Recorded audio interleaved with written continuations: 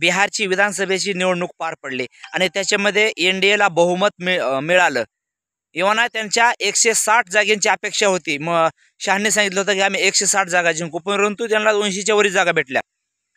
मित्रांनो, आता उद्धव ठाकरे यांनी पहिल्या सर्कसमध्ये त्यांची दरवर्षी जी सवय आहे त्याप्रमाणे त्यांनी सांगितलं की तेजस्वी यादव, तेज प्रताप यादव किंवा तेजस्वी यादव यांच्या काय म्हणतात त्याला सभांना जी गर्दी होते ती कशाची होते? त्यांनी काही AI ने माणसं जमवली होती का?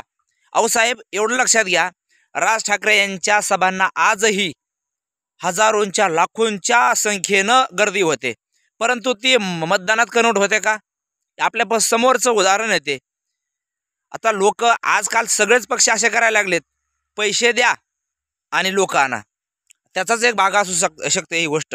तुम्ही जे म्हणता ना, तेजस्वी यादव यांच्या सभेला गर्दी जास्त होती आणि मतदान काहीच नाही. तुम्हाला वाटतं EVM हॅक केलं किंवा तुम्हाला वाटतं वोट चोरी झाली, पण तसं काही मला वाटत नाही. कारण विकास बोलतो कुठंतरी.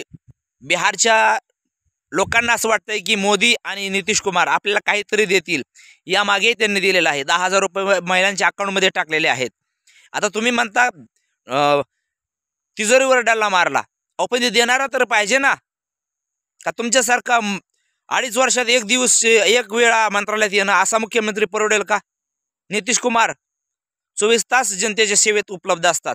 त्याच्यामुळं नाचता येणं अंगण वाकडं ह्या गोष्टी बंद करा.